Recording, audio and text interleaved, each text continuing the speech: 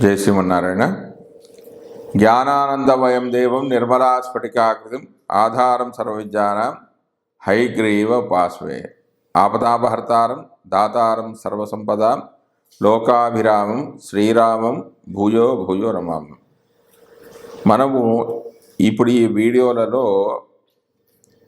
ఉద్యోగం గురించి తెలుసుకుందాం. అంటే ఏ రాశుల వారు ఏ రకమైన ఉద్యోగం చేస్తారు అంటే, ఒకరి దగ్గర పని చేస్తారా, సొంతంగా వ్యాపారం పెట్టుకుంటారా,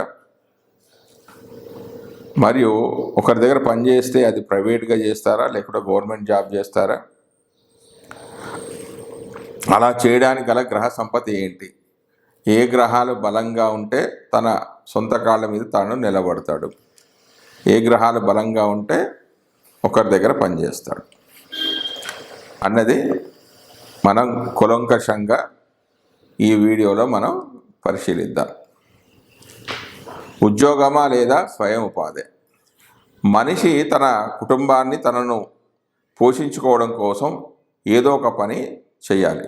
ఇతరుల వద్ద పని చేస్తే అది ఉద్యోగం, తన కోసం తను పని చేసుకుంటే స్వయం ఉపాధి.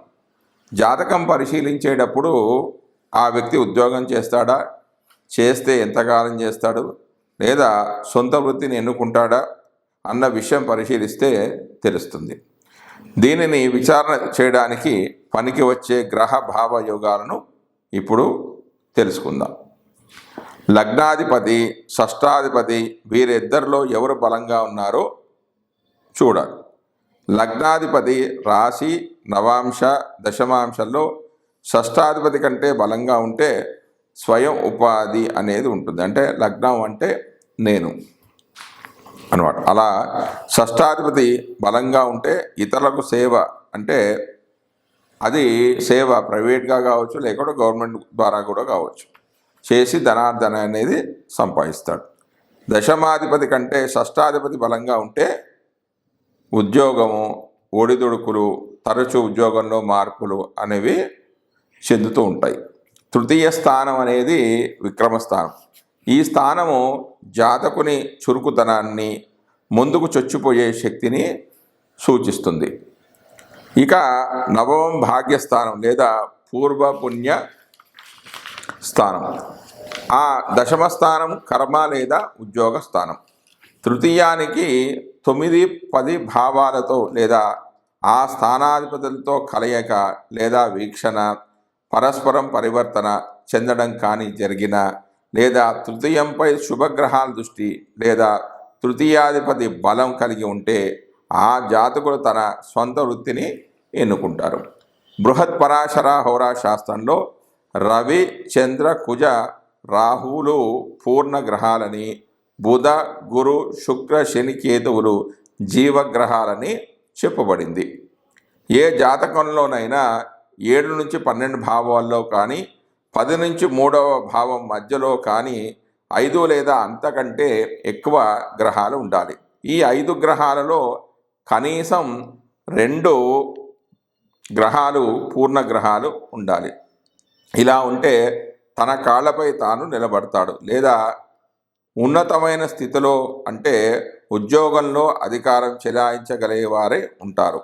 లగ్న దశమాధిపతులకు కలిసిన లేదా పరస్పరం వీక్షించుకున్న, అంటే లగ్న దశమాధిపతులు కలిసిన లేదా ఒకరినొకరు చూసుకున్న లేదా పరివర్తన చెందిన, అంటే ఒక రాశిలో ఇంకొకరు ఉన్న తన కాళ్ళ మీద తాను నిలబడడానికే ఇష్టపడతారు, కానీ ఇతరుల వద్ద పనిచేయరు. ఇక లగ్నాధిపతి దశమాధిపతులకు షష్టమాధిపతి కంటే బలవంతులై ఉండాలి.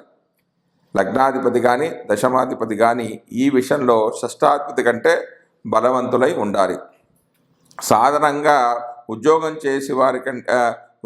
చేసేవారి కంటే స్వంత వృత్తి వ్యాపారం చేసుకునే వారికి డబ్బు ఎక్కువ అనేది లభిస్తుంది. అందుచేత జాతకునికి ధనయోగాలు చూడాలి. అంటే సొంతంగా వ్యాపారం చేసుకునే వాడికి ధనయోగాలు ఉన్నాయా లేవా అనేది కూడా ఒకసారి పరిశీలించాలి.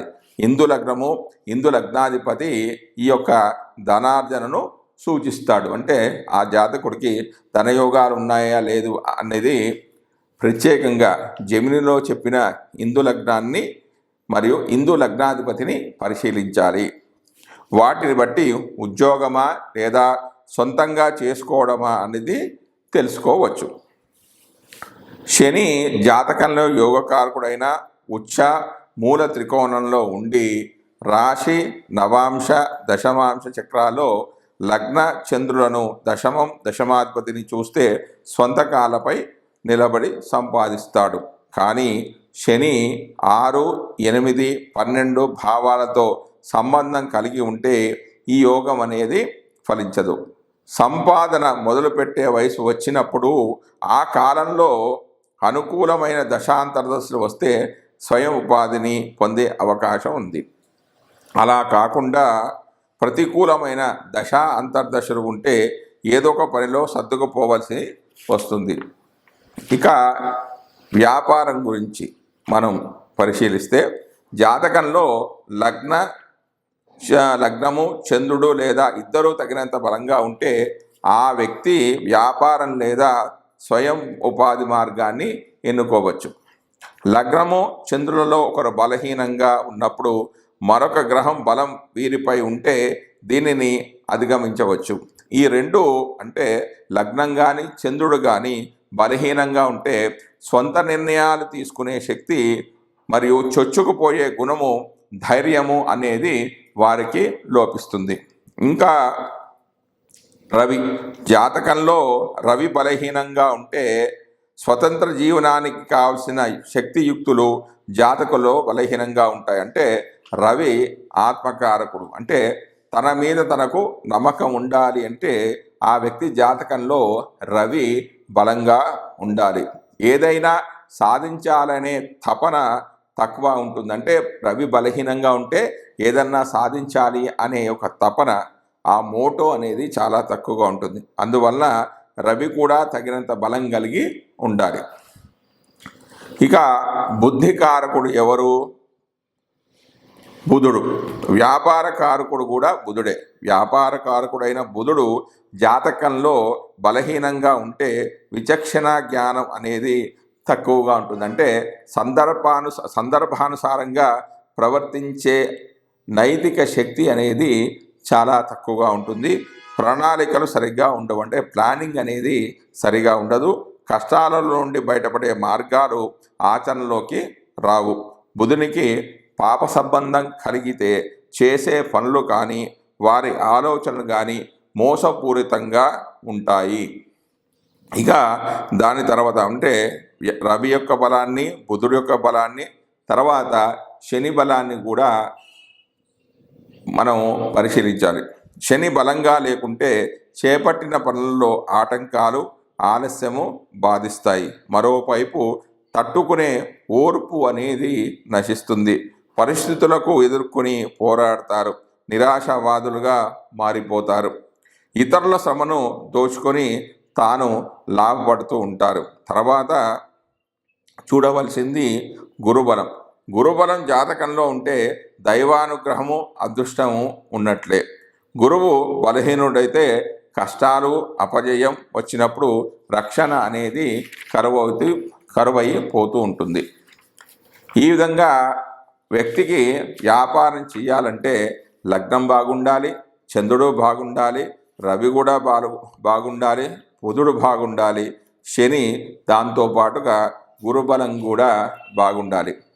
పైన తెలిపిన విశేషాలను పరిశీలిస్తే జాతకంలో గ్రహాలన్నీ కూడా తగినంత బలం కలిగి ఉంటేనే వ్యాపారం అనేది వారికి కలిసి వస్తుంది.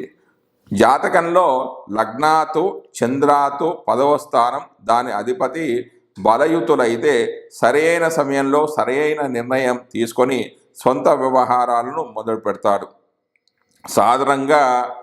సాధారణ బలం కలిగి ఉన్నప్పుడు మొదట్లో సరైన ఉద్యోగము, వృత్తి లేకపోయినా ఆలస్యం చేయకుండా లాభాన్నిచ్చే వృత్తిలో దిగిపోతూ ఉంటారు. మామూలుగా గ్రహాల దశమ స్థానంలో ఉండగా ఆ స్థానము బలంగా ఉంటే దాన్ని బట్టి ఆ వ్యక్తులు ఏ ఉద్యోగాలు చేస్తారు అనేది మనం ఇప్పుడు తెలుసుకుందాం. మనం ఉద్యోగం నుంచి పరిశీలించాలంటే జాతకంలో దశమ భావాన్ని పరిశీలించాలి. అంటే దశమ స్థానంలో ఉన్న గ్రహాన్ని బట్టి ఫలితాలు ఏ విధంగా ఉంటాయి అనేది నేను ఇప్పుడు చెప్పబోతున్నాను. అయితే గ్రహాలు దశమంలో ఉండగా ఆ స్థానం బలాన్ని అనుసరించి ఫలితాలు ఏ విధంగా ఉంటాయంటే రవి ఉచ్చలో ఉంటే దైవభక్తి మంచి పనులు చేస్తాడు. అదే ఉచ్చ నవాంశ అంటే నవాంశలో కూడా ఉచ్చ నవాంశలో ఉంటే క్రూరత్వం అనేది ఉంటుంది. శుభ షడ్వర్గుల్లో ఉంటే కొన్ని వర్గచక్రాలను కూడా పరిశీలించడం జరుగుతుంది. ఆ శుభ షడ్వర్గాల్లో ఉంటే కళంకాలు ఎక్కువగా ఉంటాయి. ఒకవేళ నీచ రాశిలో ఉంటే వెట్టి చాకిరీ అనేది ఎక్కువగా ఉంటుంది. నీచ నవాంశలో ఉంటాయి అంటే నవాంశలో నీచ స్థానంలో ఉంటే క్రూర అధికారుల వద్ద ఉద్యోగం అనేది చేస్తాడు. అదే శత్రు షడ్వర్గుల్లో ఉంటే అంటే వర్గచక్రాలు శత్రు షడ్వర్గుల్లో ఉంటే క్రూరత్వం ఉంటుంది, జైల్లో ఉద్యోగాలు చేస్తాడు. అదే రవి మిత్ర రాశిలో ఉంటే క్రూర వృత్తులు చేస్తాడు. మిత్ర నవాంశలో ఉంటే వ్యాపారం అనేది చేసే అవకాశాలు ఉన్నాయి. వర్గోత్తమం చెందితే అంటే రాశిలో ఎక్కడైతే ఉంటాడో నవాంశలో కూడా అదే రాశిలో ఉంటే దాన్ని వర్గోత్తమం అని అంటారు. ఇట్లా వర్గోత్తమం చెందితే నిజాయితీతో వ్యాపారం చేయడానికి అవకాశాలు ఉన్నాయి. శత్రు రాశిలో ఉంటే చికాకైన ఉద్యోగాలు చేస్తాడు. అంటే తనకి ఇష్టం లేకపోయినా ఏదో ఒక ఉద్యోగాన్ని చేస్తూ ఉంటాడు. శత్రు నవాంశలో ఉంటే ఇష్టం లేని ఉద్యోగాలు చేస్తుంటాడు. స్వక్షేత్రంలో ఉంటే ఇతరుల సేవలో ఏదో ఒకటి పనిచేస్తూ ఉంటాడు. ఆ విధంగానే ఇప్పుడు రవి గురించి తెలుసుకున్నాం కదా, ఇప్పుడు చంద్రుడి గురించి తెలుసుకుందాం. చంద్రుడు ఉచ్చరాశిలో ఉంటే మంచి పేరు ప్రఖ్యాతులు ఉంటాయి.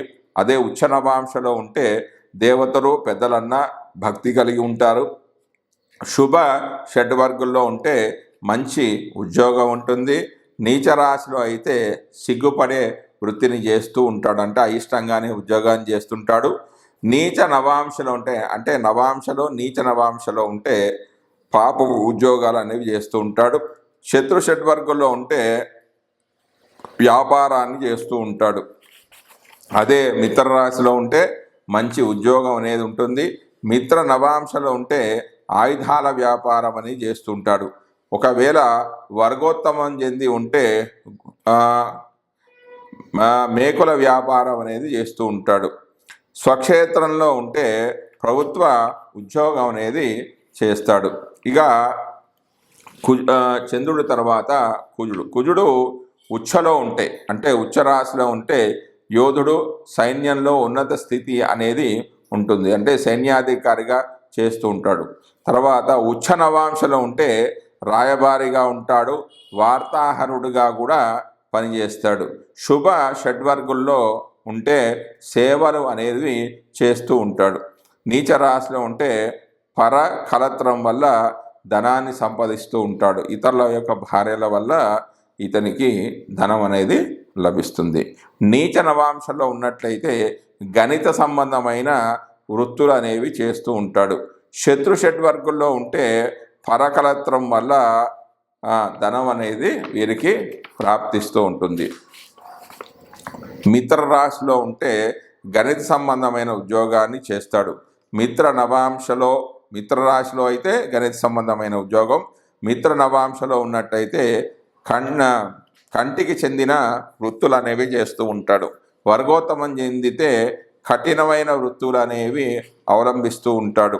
శత్రు రాశిలో ఉన్నట్లయితే ఇష్టం లేని వృత్తులు అనేవి చేస్తాడు. శత్రు నవాంశలో ఉంటే ఉంచా వృత్తి అనేది చేస్తూ ఉంటాడు. స్వక్షేత్రంలో ఉంటే నేర్పు ఉండి స్త్రీల కింద ఉద్యోగాలు అనేవి చేస్తూ ఉంటాడు. దాని తర్వాత ఇప్పుడు బుధుడి గురించి. బుధుడు ఉచ్చలో ఉంటే అంటే కన్యలో ఉన్నట్టయితే ధనధాన్య సమృద్ధి అనేది ఉంటుంది. ఉచ్చ నవాంశలో అంటే నవాంశలో కూడా కన్యరాశిలోనే ఉన్నట్లయితే పశువుల వల్ల ధనలాభం ఉంటుంది, అంటే పశువులను పోషించడం ద్వారా పశువుల వ్యాపారం చేయడం ద్వారా వీరు ధనాన్ని సంపాదిస్తూ ఉంటారు. అదే శుభవర్గుల్లో ఉంటే వీరికి మంచి ఉద్యోగం అనేది ఉంటుంది. నీచ రాశిలో ఉంటే ఒకటే స్థిరమైన ఒకటే ఉద్యోగం అనేది ఉంటుంది.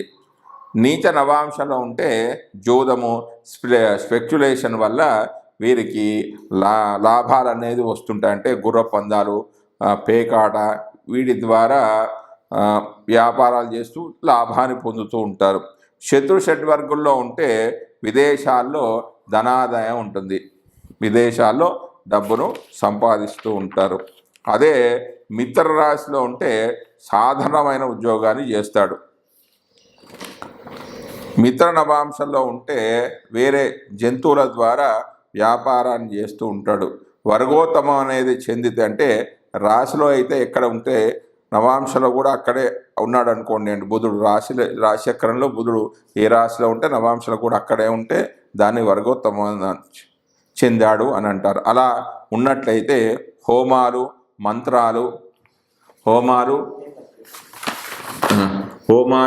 మంత్రాలు అనేవి చేస్తూ ఉంటాడు.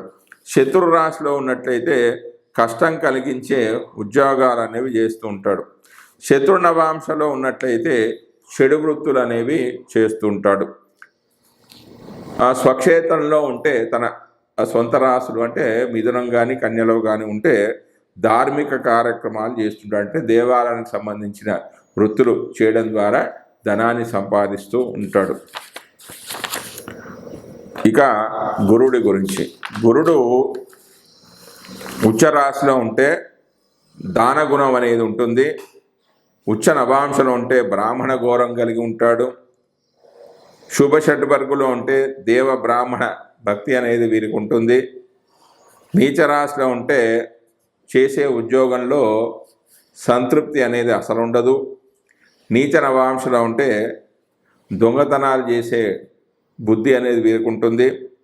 శత్రు షడ్వర్గుల్లో ఉంటే దారిద్ర్యం అనేది అవలంబిస్తూ ఉంటాడు. మిత్ర రాశిలో ఉంటే పర్వాలేదు, కొంచెం మంచి ఉద్యోగాన్ని కలిగి ఉంటాడు. మిత్ర నవాంశలో ఉంటే ప్రభుత్వంలో ఉన్నత ఉద్యోగం అనేది వీరికి ఉంటుంది. వర్గోత్తమం అనేది చెందితే ఆవులు, గేదెలు ద్వారా అంటే పశువుల వ్యాపారాన్ని చేస్తూ ఉంటాడు. శత్రు రాశిలో ఉన్నట్టయితే ఇష్టం లేని ఉద్యోగాలు అనేవి చేస్తూ ఉంటాడు. శత్రు నవాంశంలో ఉన్నట్లయితే మోసపూరితమైన ఉద్యోగాలు అనేవి చేస్తూ ఉంటాడు. స్వక్షేత్రంలో ఉంటే అధికారుల మన్నన, ఉన్నత ఉద్యోగ ప్రాప్తి అనేది ఉంటుంది. తర్వాత శుక్రగ్రహం గురించి, శుక్రుడు ఉచ్చస్థానంలో ఉంటే అంటే శుక్రుడికి ఉచ్చస్థానం ఏంటి? మీనరాశి. మీనరాశిలో ఉన్నట్లయితే అంటే రాశిచక్రంలో మీనరాశిలో శుక్రుడు ఉంటే ధార్మికమైన కార్యాసక్తి అనేది ఉంటుంది. ఉచ్చ నవాంశలో ఉంటే రత్నాలు, మణుల వ్యాపారం ద్వారా ధనాన్ని సంపాదిస్తాడు. శుభ షడ్వర్గుల్లో ఉన్నట్లయితే బంగార వ్యాపారం అనేది చేస్తాడు. నీచ రాశిలో ఉంటే స్త్రీల కింద పనిచేసే ఉద్యోగాలు వీరికి దొరుకుతాయి. నీచ నవాంశలో ఉన్నట్లయితే ప్రజా సంబంధమైన ఉద్యోగాలు కలిగి ఉంటాడు. శత్రు షడ్వర్గుల్లో ఉన్నట్లయితే కొంచెం ఇబ్బంది కలిగే ఉద్యోగాలు అనేవి ఉంటాయి. ఒకవేళ మిత్ర రాశిలో ఉంటే సృజనాత్మకమైన వృత్తులు అనేవి చేస్తూ ఉంటాడు. మిత్ర నవాంశలో ఉంటే బంధుమిత్రుల కార్యనిర్వహణ ద్వారా ధనాన్ని సంపాదిస్తూ ఉంటాడు. వర్గోత్తమం చెందితే అంటే రాశిచక్రంలో గ్రహం ఎక్కడ ఉంటే నవాంశలో కూడా ఆ గ్రహం అక్కడే ఉండాలి. అలా ఉన్నట్లయితే పశువుల వ్యాపారం అనేది చేస్తుంటాడు. ఒకవేళ శత్రు రాశిలో ఉన్నట్లయితే క్రూరమైన ఉద్యోగాలని చేస్తుంటాడు. అదే శత్రు నవాంశలో ఉంటే కష్టమైన ఉద్యోగాలు చేసే అవకాశాలు ఉన్నాయి. స్వక్షేత్రంలో ఉన్నట్లయితే పశువులకు చెందిన వృత్తులను అనేవి చేస్తూ ఉంటాడు. ఇక చివరిది శని. శని ఉచ్చలో ఉంటే స్థిరమైన సున్నితమైన వృత్తి అనేది చేపడతాడు. అదే ఉచ్చ నవాంశనైతే కళాకారులుగా రాణిస్తారు. శుభ షడ్వర్గుల్లో ఉంటే మంచి ఉద్యోగాలు అనేవి ఉంటాయి. నీచ రాశిలో ఉంటే ఉన్నతాధికారుల సేవ చేస్తూ ఉంటాడు, పై ఆఫీసర్లకు పనిచేస్తూ కింద ఒక వర్కర్గా ఉంటాడు. నీచ నవాంశంలో ఉంటే క్రూర వృత్తులు చేస్తాడు, నచ్చనివి అని చేస్తుంటాడు. ఈ విధంగానూ జీవితాన్ని అలా గడుపుతూ ఉంటాడు. శత్రు షడ్వర్గుల్లో ఉంటే క్రూర వృత్తులు, నచ్చనివి అనేవి చేస్తూ ఉంటాడు. అదే మిత్ర రాశిలో ఉన్నట్లయితే మంచి ఉద్యోగాలు ఉంటాయి. మిత్ర నవాంశంలో ఉంటే అంటే నవాంశ చక్రంలో మిత్ర నవాంశంలో ఉన్నట్లయితే సంతృష్టి లేని ఉద్యోగాలు అనేవి ఉంటాయి. వర్గోత్తమం చెందితే అంటే రాశిలో నవాంశలో కూడా ఒకటే రాశిలో ఉంటే మంచి ఉద్యోగాలు అనేవి ఉంటాయి. శత్రు రాశిలో ఉంటే పశువులను వేటాడడం ద్వారా వారి జీవనాన్ని గడుపుతూ ఉంటాడు. శత్రు నవాంశంలో ఉన్నట్లయితే చిన్ని వృత్తులు ఉంటాయి. వాచారులు అంటే ఎప్పుడు ఏదో ఒకటి అర్థం పర్థం లేకుండా మాట్లాడుతూ ఉంటారు. స్వక్షేత్రంలో ఉంటే వైద్య సంబంధమైన ఉద్యోగాలు చేస్తూ ఉంటారు. ఇప్పటివరకు మనం గ్రహాల యొక్క బలాలను గురించి తెలుసుకున్నాం.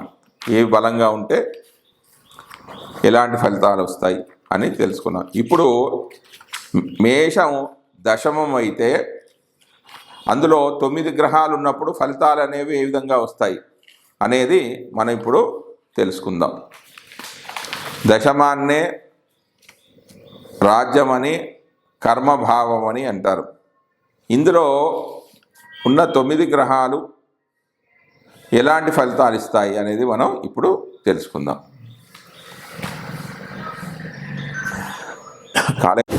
ఇప్పుడు మనం మీనం దశమమై అంటే 10వ స్థానమై అందులో రవి, చంద్ర, కుజ, బుధ, గురు, శుక్ర, శని, రాహు, కేతువులు స్థితి చెందినప్పుడు వారు ఏ వృత్తిలో రాణిస్తారు అనే దాన్ని మనం ఇప్పుడు తెలుసుకుందాం. మీనం దశమమై అందులో రవి ఉంటే ప్రభుత్వ గౌరవాన్ని పొందుతారు. ఈ రవి పూర్వభాద్రాలు ఉంటే ఫైనాన్స్ రంగంలో రాణిస్తారు. రవి ఉత్తరాభాద్రలో ఉంటే తండ్రి వృత్తిని చేపడతారు. ఒకవేళ ఈ రవి రేవతిలో ఉంటే గ్రంథకర్తలుగా ఉంటారు. కుజ సంబంధం అనేది ఉంటే ఈ రవికి కుజ సంబంధం ఉంటే పోలీసు, రక్షణ శాఖ, శుక్ర సంబంధం అనేది ఉంటే దేవాలయ ధర్మకర్తలుగా ఉంటారు. ఇక వైద్యపరంగా చెప్పాలంటే రవి పూర్వభాద్రాలో ఉంటే ఆప్థమాలజీ, ఉత్తరాభాద్రాలో ఉంటే గ్యాస్ట్రోఎంట్రాలజీలో రాణింపు అనేది వీరికి ఉంటుంది. ఇక మీనం దశమమై అందులో చంద్రుడు ఉంటే నీటికి సంబంధించిన వ్యాపార వృత్తులు ఉంటాయి, జల ప్రయాణాలు ఉంటాయి. ఈ చంద్రుడు రేవతిలో ఉంటే ఉపన్యాసాల ద్వారా డబ్బులను బాగా సంపాదిస్తాడు. ఇక మీనం దశమమై అందులో కుజుడు ఉంటే పై అధికారులతో విభేదాలు ఉంటాయి. ఒకవేళ ఈ కుజుడు ఉత్తరాభాద్రలో ఉంటే వృత్తిపరమైన చికాకులు అనేవి ఉంటాయి. రేవతిలో ఉంటే మేనమామ సహకారంతో వృత్తి అనేది వీరికి బాగా లాభిస్తుంది. ఒకవేళ మీనం దశమమై అందులో బుధుడు ఉన్నట్లయితే గణితంపై పట్టు అనేది ఉంటుంది. శుక్రునితో కలయిక కంప్యూటర్లు, రోబోటిక్లో బోధకులు అవుతారు. విద్యారంగంలో వృత్తి అనేది ఉంటుంది. ఉత్తరాభాద్రలో రాజకీయాలు, భూమి, పరిపాలన సంబంధ రచనలు చేస్తారు. ఆర్థిక సహాదారులుగా ఉంటారు, అంటే ఫైనాన్షియల్ అడ్వైజర్గా వీరు పనిచేస్తారు. ఇక మీనం దశమమై అందులో గురువు ఉంటే పండితులు, ఫైనాన్స్ మేనేజర్లుగా, బాలల సంరక్షకులు, పూజారి, మంత్రులు ఇలాంటి వృత్తులను వీరు చేపడతారు. ఇంకా శుక్రుడు ఉన్నట్టయితే మీనం దశమమై అందులో శుక్రుడు ఉన్నట్టయితే శుక్రుడికి ఇది ఉచ్చరాశి కాబట్టి పనిచేసే ప్రదేశాలు చాలా ఆహ్లాదకరంగా ఉంటాయి. నాట్యం, సంగీతం అనేవి ఉంటాయి. ఒకవేళ ఈ శుక్రుడు ఉత్తరాభాద్ర నక్షత్రంలో ఉంటే వాహనాలకు సంబంధించిన వృత్తులు చేస్తారు, వినోదాల్లో రాణిస్తారు. ఒకవేళ ఈ శుక్రుడు రేవతిలో ఉంటే కంప్యూటర్లు, సాఫ్ట్వేర్ రంగాలలో రాణింపు అనేది ఉంటుంది. మీనం దశమమై అందులో శని స్థితి చెంది ఉన్నట్టయితే వృత్తిలో ఆశాభంగం, దేవాలయ సంబంధమైన ఉద్యోగాలు ఉంటాయి. రాహుతో కలయిక విదేశీ ప్రయాణాలు, అక్కడ ఉద్యోగాలు కూడా చేస్తారు. ఇక రాహు ఉంటే మీనం దశమమై అందులో రాహు ఉంటే వృత్తి వలన లాభము, విదేశీయానాలు రాణించవసలు. ఒకవేళ ఈ రాహు ఉత్తరాభాద్ర నాలుగులో ఉంటే రాహు వల్ల వృత్తిలో మోసగించబడడం అనేది కూడా జరుగుతుంది. ఇక కేతు ఉంటే ఆధ్యాత్మికమైన దృష్టి అనేది ఎక్కువగా ఉంటుంది, దేవుడి మీద భక్తి భావన అనేది ఎక్కువగా ఉంటుంది. దీనికి సంబంధించిన వృత్తులే చేపడతారు.